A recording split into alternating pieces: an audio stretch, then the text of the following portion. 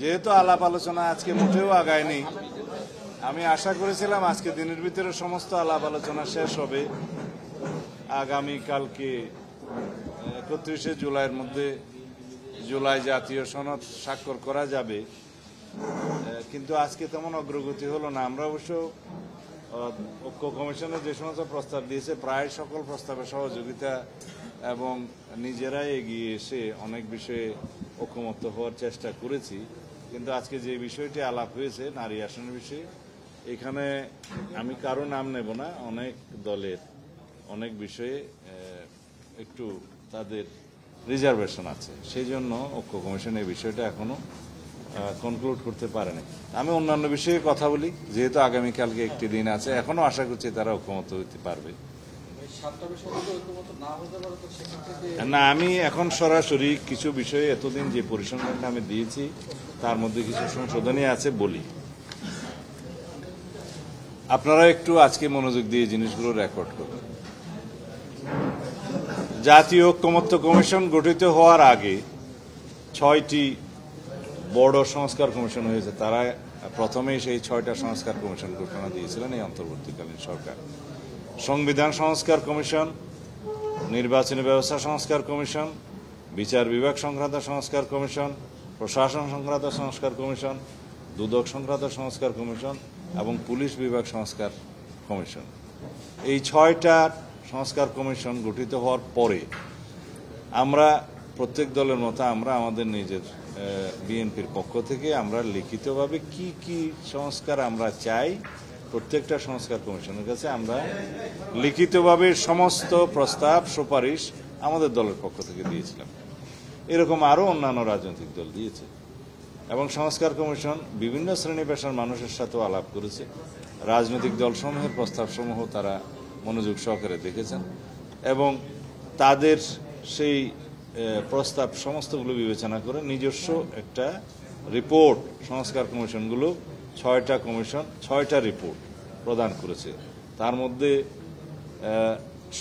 সংবিধান সংক্রান্ত সংস্কার কমিশনের 5টা ভলিউমে 5ম খণ্ডে প্রায় 1000 পৃষ্ঠার বেশি তারা রিপোর্ট প্রদান করেছে। তার মধ্যে প্রথম খণ্ডে সুপারিশ সহ মোটামুটি মৌলিক আলোচনাগুলো আছে। এইভাবে অন্যান্য কমিশনগুলো পুস্তক আকারে তাদের সংস্কার রিপোর্টগুলো সরকারের কাছে দিয়েছে, আমাদের কাছেও প্রদান করেছে। আমরা দিয়েছে, পুলিশ সংস্কার কমিশন দিয়েছে, 6টা সংস্কার কমিশন রিপোর্ট দিয়েছে। সেই 6টা রিপোর্টের উপরে আমরা আমাদের দলের পক্ষ থেকে সমস্ত সুপারিশগুলো পরীক্ষা নিরীক্ষা করে দফাওয়ারি সমস্ত ডিটেইল সুপারিশের উপর আমরা তাদের কাছে আমাদের আবার মতামত প্রদান করেছি।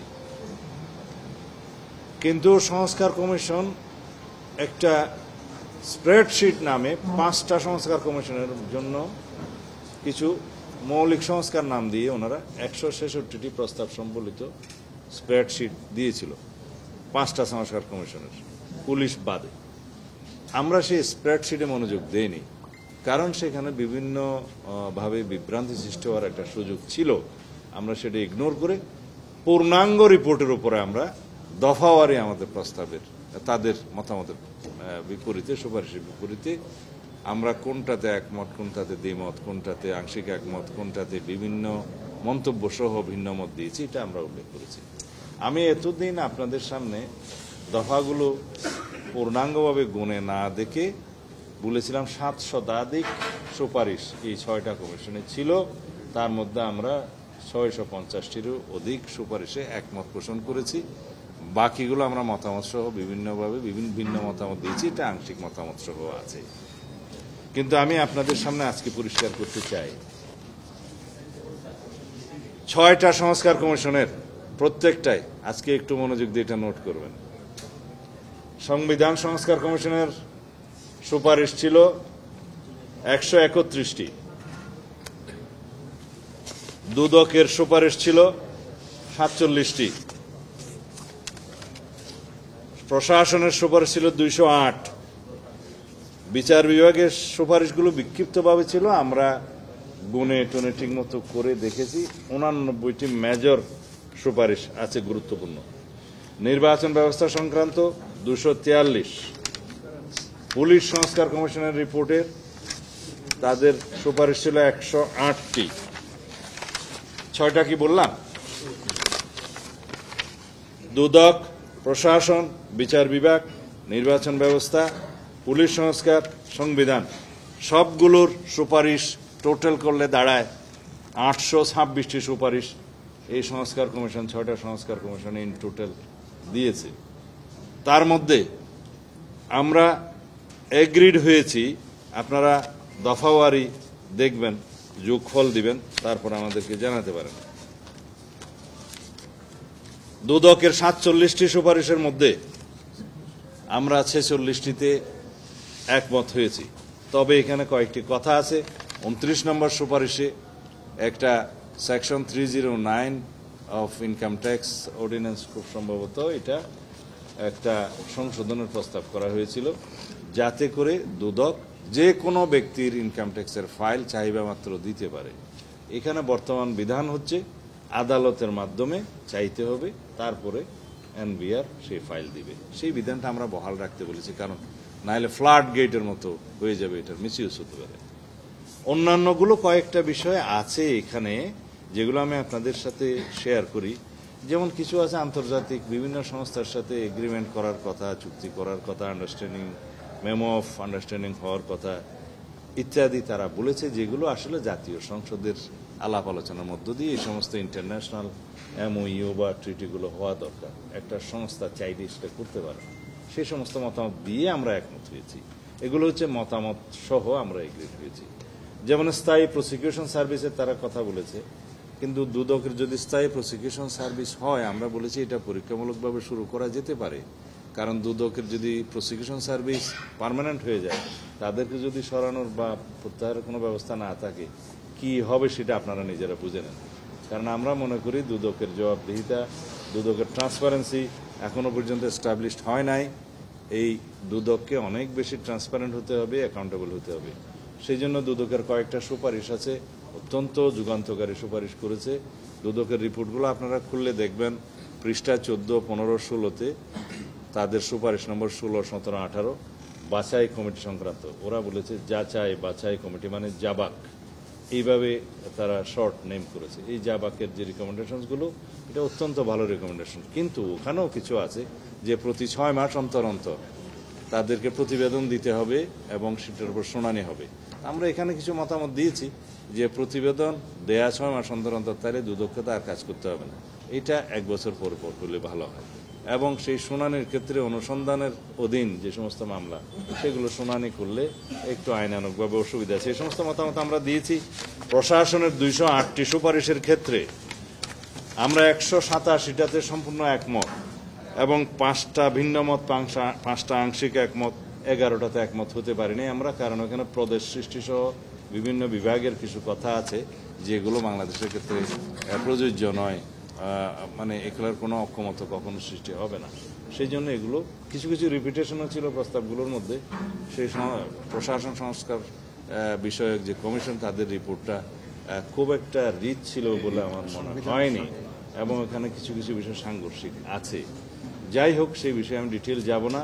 অ্যাপিলেট ডিভিশনের একটা জাজমেন্টের বিপরীতেও তাদের একটা সুপারিশ আছে, সেটা আমরা বলেছি অ্যাপিলেট ডিভিশনের জাজমেন্টটা আপেল রাখা উচিত। বিচার বিভাগের বললাম 28টা অধ্যায়ে 89টি গুরুত্বপূর্ণ সুপারিশ তারা দিয়েছে। তার মধ্যে আমরা সরাসরি একমত হয়েছি 62টি, এবং 9টাতে আংশিক একমত, 18টা ভিন্ন মত মন্তব্য সহ, মানে আমাদের অন্য সুপারিশ আছে। বলা যায় এখানে 100% একমত। এখানে বিচার বিভাগের বিকেন্দ্রীকরণ সহ, হাইকোর্টের স্থায়ী বেঞ্চ করা সহ বাইরে বিভাগীয় পর্যায়ে আরও অনেকগুলো বিষয় আছে যেগুলো আরও পরীক্ষা নিরীক্ষা করা দরকার। আমরা এখানে ঐকমত্য কমিশনে একমত হয়েছি, বলেছি এগুলো জুডিশিয়ারির সাথে একটু আলাপ আলোচনার মধ্য দিয়ে বাস্তবায়ন করার দরকার। আদারওয়াইজ আগের এক্সপিরিয়েন্স হচ্ছে যেগুলো আবার চ্যালেঞ্জ হবে, রিট হবে, কনস্টিটিউশনালিটি নিয়ে প্রশ্ন আসবে, পরে আগের মতো এটা আল্ট্রাভায়ার্স ডিক্লেয়ার হতে পারে। এ সমস্ত রিজার্ভেশন দিয়েছি। তবে বিচার বিভাগের স্বাধীনতা নিশ্চিত করার প্রশ্নে আমরা 100% একমত, এবং সে বিষয়ে আমাদের নিজস্ব বহু প্রপোজাল আছে। এখন আসি পুলিশ সংস্কার কমিশনে। পুলিশ সংস্কার কমিশনের যে 15টা অধ্যায়ে মোট 108টা সুপারিশ আমরা পেয়েছি, আজকেও আমরা গুণে দেখেছি, কিন্তু এখানে এই সুপারিশের বাইরে একটা সুপারিশ ছিল, যেটা এখানে জাতীয় ঐকমত্য কমিশন আমরা একমত হয়েছি সবাই মিলে। সেটা হচ্ছে স্বাধীন পুলিশ কমিশন গঠন, যেখানে পুলিশ বিভাগের কর্মচারীরাও এবং বাইরে জনগণও দরখাস্ত দিতে পারবে, বিভিন্ন রকম অভিযোগ দিতে পারবে, তদন্ত করবে। সেটার কমিশন কিভাবে গঠিত হবে সবকিছু বিধৃত আছে। তাদের টার্মস অফ রেফারেন্স, কার্যপরিধি, মানে পাওয়ার ফাংশন কী হবে সেটা ওখানে আইনে উল্লেখ থাকবে। এবং সেটা একটা জনগণের জন্য এবং পুলিশ বিভাগ কর্মরত ব্যক্তিদের জন্য একটা অপশন থাকবে সেখানে ন্যায় বিচার পাওয়ার, এবং জনগণের একটা জায়গা থাকবে পুলিশের প্রত্যাশিদ্ধ যে সমস্ত জায়গা অভিযোগ করার জন্য আছে তার বাইরে। এবং তাদের পাওয়ার ফাংশন যখন আইনের মাধ্যমে গঠিত হবে, প্রণীত হবে, তখন আপনারা হয়তো দেখবেন যে সেটা জনগণের জন্য একটা সুবিধাজনক একটা অপশন হলো বিচার প্রাপ্তির ক্ষেত্রে অথবা অভিযোগ প্রদানের ক্ষেত্রে। এনিওয়ে, এখানে পুলিশের এই সংস্কারগুলোর মধ্যে যে সমস্ত সুপারিশগুলো আছে সেগুলোতে বিভিন্ন আইন কানুন বিধি বিধান প্রচলিত নিয়ম কানুন এগুলোর কিছু সংশোধনী পরিবর্তন পরিমার্জনের কথা বলা আছে, যার জন্য সংস্কার কমিশনের ঐকমত্য কমিশনের বক্তব্য হচ্ছে যে যার জন্য আমরা এটা ডিটেইল আলাপের জন্য এখানে এই ফোরামে আনিনি, শুধু স্বাধীন পুলিশ কমিশন গঠনের ক্ষেত্রটা এনেছেন। এখন আমাদের মতামত প্রায় তাই যে এগুলো অনেকটা সংশোধনের মাধ্যমে, অর্ডিন্যান্সের মাধ্যমে অথবা আইন কানুন না থাকলে রুলসগুলো ডিপার্টমেন্টালি এবং নির্বাহী আদেশের মধ্য দিয়ে এগুলো সব সমাধান করা সম্ভব। সেখানে আছে পুলিশ বিভাগের বিভিন্ন আইন কানুনের সংশোধন, উন্নয়ন এবং পুলিশের জবাবদিহিতা, দুর্নীতি প্রতিরোধ, প্রশিক্ষণ ইত্যাদি এগুলোর বিষয়ে। এগুলো আমরা সবগুলোতে একমত হয়েছি। একমত মানে 108 পরে পুলিশ কমিশন গঠন সেটা হইলে 109 হয়ে যাবে। ইনফ্যাক্ট সংবিধান সংক্রান্ত বিষয় আছে যেগুলো আপনারা বেশি শুনতে চাচ্ছেন। এগুলো মূলত সংস্কার বিষয়ক, মানে পুলিশের আভ্যন্তরীণ বিষয়, নিয়ম কানুন, বেতন ভাতা বৃদ্ধি, কোথাও কোথাও আছে যে নিয়ম শৃঙ্খলা, কোথাও কোথাও দুর্নীতি প্রতিরোধ, কোথাও কোথাও বিভিন্ন প্রশিক্ষণ ইত্যাদির কথা এগুলো বলা আছে ইন ডিটেল। আমি এখনো I don't find any rich recommendation the police সংস্কার কমিশনের রিপোর্টে আর কি। হাওয়ার এটা তো এখানেই শেষ না, সেটা পার্লামেন্ট গঠিত হলে জনগণের পক্ষ থেকে বিভিন্ন প্রস্তাব আসতে পারে, সংসদও বিভিন্ন প্রস্তাব আসতে পারে, সেখানে আরও কমিশন গঠনের মধ্য দিয়ে আরও বেশি এনরিচড, আরও বেশি জনমুখী সংস্কার গ্রহণ করা যাবে। এখানেই তো শেষ না সংস্কার তো continuous process. We hope that আমরা সেটার দিকে যাব। এনিওয়ে, সংবিধানে আসি, যেটার জন্য আপনারা অপেক্ষা করছেন। 131টি প্রস্তাব সুপারিশ আমরা সংবিধানের ক্ষেত্রে পেয়েছি, এবং সেখানে আপনারা জানেন স্প্রেডশিট আমরা কোনো মতামত দেই নাই, কারণ ওখানে কিছু বিভ্রান্তি ছিল। তবে স্প্রেডশিটে ছিল সংবিধান সংস্কার সংক্রান্ত রিপোর্টে খুব সম্ভবত 70টা, আমার যতটুকু মনে আছে। এনিওয়ে, এখন 131টার মধ্যে আমরা আমাদের যে লিখিত জবাব তাদেরকে দিয়েছিলাম, মতামত দিয়েছিলাম, তাতে আমি গুণে দেখেছি মোটামুটি আমরা 116টা প্রস্তাবে আমরা 115টা প্রস্তাবে আমরা একমত হয়েছি সরাসরি, এবং বাকি যে সমস্ত প্রস্তাব ছিল, সুপারিশ ছিল, তার মধ্যে আমরা বিভিন্ন মতামত সহ পরামর্শ দিয়েছি। এবং এর বাইরে আপনারা জানেন বর্তমানে যে সমস্ত বিষয়গুলো এখানে আলোচনা হচ্ছে তার মধ্যে 19টি গুরুত্বপূর্ণ বিষয়ে এখানে আলোচনা হচ্ছে, এবং সেগুলো সবগুলোই সংবিধান সংশোধন সংক্রান্ত। যদিও কোনোটা বিচার বিভাগের, যদিও কোনোটা অন্যান্য অর্গানাইজেশনের, যদিও কোনোটা নির্বাচন কমিশন সংক্রান্ত, কিন্তু সেটা অ্যামেন্ডমেন্টটা হবে সংবিধানে এসে, সংবিধানের আর্টিকেলগুলো। সুতরাং আমি এটা সংবিধানের অন্তর্ভুক্ত আলোচনার মধ্যেই আমরা রেখেছি। তো সেখানে 19টা গুরুত্বপূর্ণ বিষয়ের মধ্যে আমি যদি আপনাদেরকে একটু ডিটেইল করে বলি, তাহলে বলবো সংবিধান অনুচ্ছেদ 70 স্থায়ী কমিটির সভাপতিত্ব বিরোধী দলকে দেয়া, নির্বাচনী এলাকার সীমানা নির্ধারণ, রাষ্ট্রপতির ক্ষমা সম্পর্কিত বিধান, প্রধান বিচারপতি নিয়োগ, বিচার বিভাগ বিকেন্দ্রীকরণ, জরুরি অবস্থা ঘোষণা, সংবিধান সংশোধন সংক্রান্ত বিধান, তত্ত্বাবধায়ক সরকার গঠন প্রক্রিয়া, প্রধানমন্ত্রীর মেয়াদকাল, রাষ্ট্রপতির নির্বাচন পদ্ধতি, ইলেকটোরাল কলেজ ইত্যাদি, সাংবিধানিক ও বিধিবদ্ধ প্রতিষ্ঠানের নিয়োগ কমিটি। এখানে নির্বাচন কমিশনটাকে আলাদা করেছি আমি, নির্বাচন কমিশন গঠন সংক্রান্ত বিষয়ে যেহেতু ঐক্যমত হয়েছে, আমারই প্রস্তাব ছিল। আর দ্বিকক্ষ বিশিষ্ট পার্লামেন্ট গঠন, ইখতিয়ার ইত্যাদি, সংসদে নারী আসন, রাষ্ট্র পরিচালনার মূলনীতি, সংসদ সদস্যদের একাধিক পদে থাকার বিধান, প্রধানমন্ত্রীর একাধিক পদে থাকার বিধান, নাগরিকের মৌলিক অধিকার সম্প্রসারণ সম্পর্কিত প্রস্তাব, এই বিষয়টি আমাদেরকে লিটারেচার আকারে দেয়া হয়েছিল। সেটার বিষয়ে আর কোনো আলাপ আলোচনা হয়নি। আগে 3-4 দিন আলোচনা হয়েছিল, প্রাথমিক দিকে কোনো ক্ষমতা আসেনি। মৌলিক অধিকার সম্প্রসারণ বিষয়টাও সম্পূর্ণ আমাদের কাছে এখন যে তালিকা তারা দিয়েছে তার উপরে মতামত দেওয়ার জন্য তারা অনুরোধ করেছে আগামীকালকে সকালের মধ্যে। রাষ্ট্রপতির ক্ষমতা ও দায়িত্ব প্রদান, এই বিষয়টাও এখনো বিস্তারিত আলোচনা হয়নি। আর পুলিশ কমিশন গঠন, এটা সংবিধানের বাইরে। তারা যে 20টা পয়েন্ট দিয়েছিল তার সহ এটা সহ 20টা, বাট এটা সংবিধানের বাইরে, আইনে হবে। এনিওয়ে, এখন আমি আপনাদেরকে যদি বলি যে কতটা মৌলিক বিষয় বা তাদের ভাষায় মৌলিক বিষয়, কিন্তু আমার ভাষায় সংবিধানের সমস্ত কিছুই মৌলিক বিষয়। যেখানে হাত দেওয়া হোক সেটা সংবিধান, তো সংবিধানের কোনো কিছু অমৌলিক বলার কোনো সুযোগ নাই। এখানে আপনারা জানেন 2-1টা পয়েন্টে, 2-1টা আলোচ্য বিষয়ে, খুব সামান্য বিষয়ে আমরা নোট অফ ডিসেন্ট সহ একমত হয়েছি। কারণ আমরা চেয়েছিলাম 70 অনুচ্ছেদে 4টা বিষয় বাদে বাকি সব উন্মুক্ত থাকুক এমপিদের জন্য। কেউ 3টাতে একমত হয়েছে, কেউ 2টাতে একমত হয়েছে। সেখানে আমরা যুদ্ধ পরিস্থিতি অবস্থায় যাতে সংসদ সদস্যগণ দলের বিপক্ষে না দাঁড়াতে পারে সেটার বিধান রাখতে বলেছে। সংবিধান সংশোধনের ক্ষেত্রে অর্থ বিল এবং আস্থা ভোট, এই 4 ক্ষেত্র। তো সেখানে এটা কোনো মেজর কোনো ডিফারেন্স ছিল না। আর বাকি সমস্ত বিষয়ে আপনারা শুধু জানেন যে আরেকটা বিষয়ে হয়তো নোট অফ ডিসেন্ট দিয়ে আমরা একমত হয়েছি, সেটা হলো, ওইটাও খুব সামান্য, যে চিফ জাস্টিস নিয়োগের ক্ষেত্রে সিনিয়র মোস্ট 2 জন হবেন অ্যাপিলেট ডিভিশন, আর না 1 জন হবেন। সেই ক্ষেত্রে সব বিষয়ে একমত হয়ে আমরা ছোট একটা নোট অফ ডিসেন্ট দিয়েছি যে কোনো ক্ষেত্রে আমরা বাংলাদেশে দেখেছি অতীত অভিজ্ঞতায়, যদি ফিক্স করে দেওয়া হয় একদম একজনকে, তখন সেই জন যদি বিতর্কিত হয় তখন বাংলাদেশের জন্য একটা ডিজাস্ট্রাস অবস্থা হবে। সেই জন্য ওই অপশনটা রাখা। ওখানে আমরা একটু নোট অফ ডিসেন্ট যে আমরা যদি ম্যান্ডেট পাই তাহলে আমরা 2 জনের বিধানটা রাখবো। এছাড়া বড় কোনো বিষয়ে তেমন কোনো মতানৈক্য হয় নাই।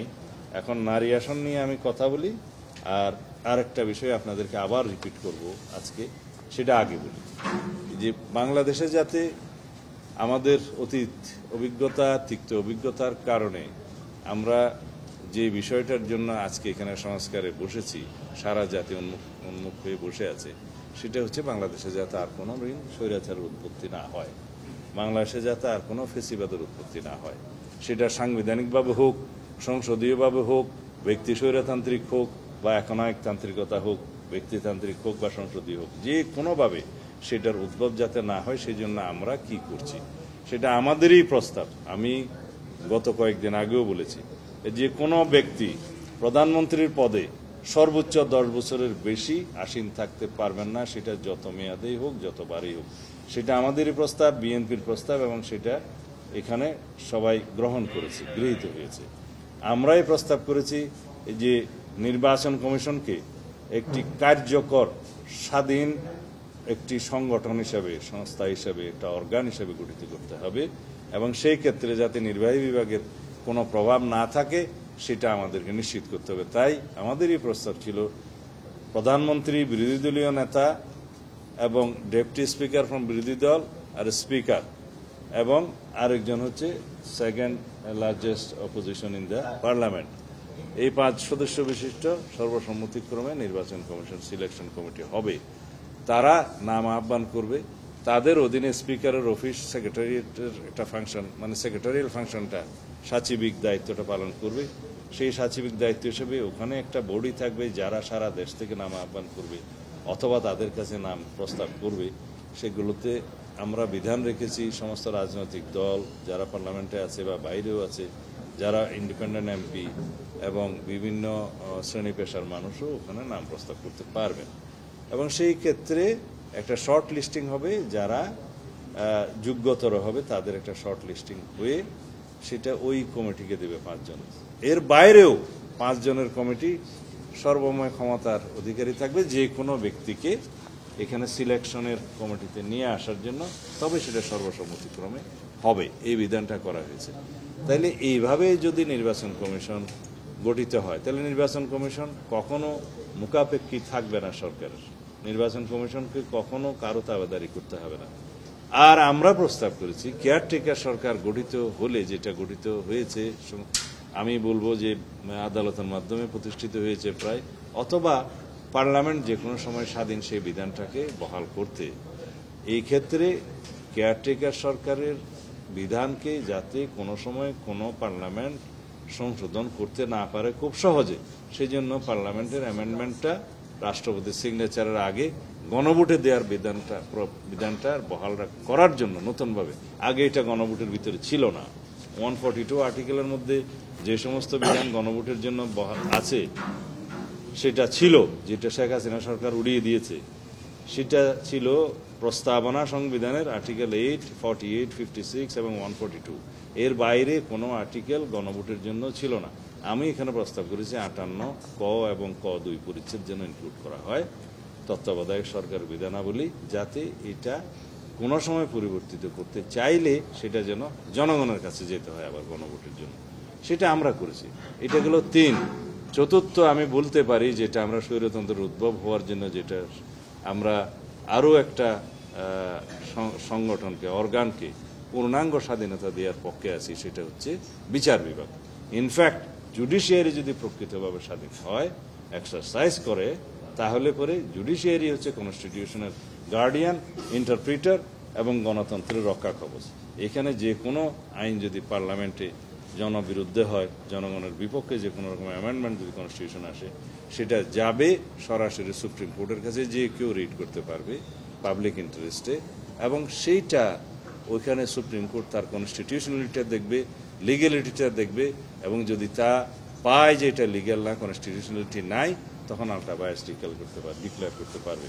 আর তাছাড়া একটা রক্ষা কবচ হিসেবে সব দেশে independent judiciary is a must, সেটা আমরা এনশিওর করার জন্য বলেছি। On top of all, you people, press, freedom of press, এটা মানে এটা যে সমস্ত দেশে কমপ্লিট মানে ইন্ডিপেন্ডেন্স অথবা ফ্রিডম অফ প্রেস এনশিওর্ড হয়েছে, সেই সমস্ত দেশে গণতন্ত্র সবচাইতে শক্তিশালী। সেটা তো অলরেডি হয়ে গেছে, মাশাআল্লাহ, আরও হবে। এবং সেই জন্য আমি এটাকে একটা ভাষণে বলেছিলাম যে আমাদের এই প্রেস হবে not the 4th state, it should be 1st state. বাংলাদেশের জনগণের প্রত্যাশা অনুযায়ী আপনারাও কাজ করবেন, তাহলে পরে দেখা যায় আমাদের এই সমস্ত প্রস্তাবগুলো যেগুলো কার্যকর হলে, যেটাতে আমরা এগ্রিড হয়েছি, তাহলে বাংলাদেশে আর কখনো কোনোভাবেই এখন আইনতান্ত্রিকতা, স্বৈরতান্ত্রিকতার উদ্ভব হবে না।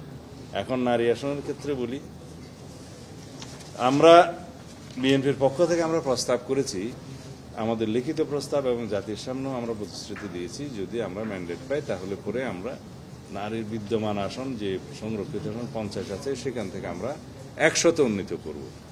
তবে নির্বাচনের পদ্ধতি হবে আগের মতো, যেভাবে আসনের অনুপাত হয় সেভাবে।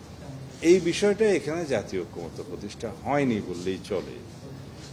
কেউ এই নারী আসনগুলো চায় ভোটের অনুপাতে, কেউ চায় সরাসরি নির্বাচন হোক, কেউ চায় ঘূর্ণায়মান পদ্ধতিতে হোক, কেউ চায় যে ডিলিমিটেটেড করে 400 আসনের মধ্যে সেটা আসন নির্ধারিত করে হোক। কিন্তু আমরা সবকিছু বিবেচনায় এবং হাউজের আলোচনায় আমরা একটা নতুন প্রস্তাব দিয়েছি যে আমরা ডাইরেক্ট ইলেকশনের একটা বিধান এইবার থেকে প্রচলন করতে চাই, যেহেতু আমাদের দেশের নারী সমাজের চাহিদা এরকম আছে। তবে সেটা এক্সপেরিমেন্ট করে গ্রাজুয়ালি যেতে হবে। বিদ্যমান সংবিধানের অ্যামেন্ডমেন্ট হওয়ার আগেই আসন্ন পার্লামেন্ট নির্বাচন আমরা বলেছি আমরা স্বতঃপ্রণোদিত হয়ে আমরা এটা জেস্টার হিসেবে আমাদের বিএনপির পক্ষ থেকে আমরা বলেছি, এখনই আমরা 5% সরাসরি নির্বাচনের জন্য আমরা নারীদের মনোনয়ন দেব। কোথায়? বিদ্যমান 300 আসনের মধ্যে, এবং 50টা রিজার্ভ আসন থাকবে, এটা এর বাইরে। তার পরবর্তী নির্বাচনটা হবে পার্লামেন্টে অ্যামেন্ডমেন্ট গৃহীত হওয়ার পর। সেখানে আমরা বলেছি যে সেই সংসদ 10% বিধান রাখবে নারীদের জন্য সরাসরি নির্বাচন করার। তাহলে 30টা আসে 300 আসনের মধ্যে, তাহলে ওই 50টা সহ এই 30টা সহ 80টা আসন হয়। এইভাবে ক্রমান্বয়ে নারীদের অগ্রগতি বিবেচনা করে তারপরে ভবিষ্যতে একসময় 100 আসনে উন্নীত হবে, এবং সেগুলো সব সরাসরি নির্বাচনের জন্য তখন প্রযোজ্য হবে। তখন হয়তো আমাদের নারীদের জন্য আসন সংকুলানের জন্য হয়তো পার্লামেন্টের আসন সংখ্যা বাড়াতে হতে পারে, সেটা তখনকার পার্লামেন্ট দেখবে যে টোটাল আসনটা কয়টা হবে। এটা আমাদের প্রস্তাব। কিন্তু হাউজে যেভাবে আজকে ঐকমত্য কমিশনের সর্বশেষ লিখিত প্রস্তাব আসছে, সেখানে অনেকেরই রিজার্ভেশন আছে। সেই দলগুলো নিশ্চয়ই আপনারা জানবেন, আমি কারো কোনো দলের কথা বলবো না। অনেকের রিজার্ভেশন আছে, তারা হয়তো নোট অফ ডিসেন্ট দিয়ে দুই একটা পয়েন্টে একমত হতেও পারে, নাও হতে পারে। But hour position is clear. আমরা চাই নারী আসন 100তে উন্নীত হোক, পর্যায়ক্রমে হোক বা এখনই হোক, সরাসরি হোক। কিন্তু আমাদের প্রস্তাব এখনই আমরা 50 সংরক্ষিত আসন প্লাস আরও 50টা দিয়ে 100 করতে চাই। যেহেতু নির্বাচন কিভাবে হবে নারী আসনে সেটা নিয়ে বিতর্ক আছে, সেজন্য আমরা বলেছি যে আমরা সরাসরি নির্বাচনের বিধানটা এখন থেকে চালু করতে চাই 5% দিয়ে এই পার্লামেন্টের ইলেকশনে। যেহেতু এখন সংবিধান সংশোধন হয়নি, এখনই আমরা আমাদের একটা গুড উইল হিসেবে, জেস্টার হিসেবে আমরা সেটা অফার করেছি এবং সেটা হাউজে অ্যাকসেপ্টেড হয়েছে। আর এরপরে পার্লামেন্টে যখন সংবিধান সংশোধন হবে 10%, তখন আমরা এটা প্রস্তাব করেছি। তাইলে 300 আসনের মধ্যে 30টা হয়, 50 + 3 80 হয়। এইভাবে গ্রাজুয়ালি 100-এ উন্নীত হবে। এই হচ্ছে আমাদের প্রস্তাব। আমরা জাতির কাছে সেটা আপনাদের মাধ্যমে জানাতে চাই। ধন্যবাদ।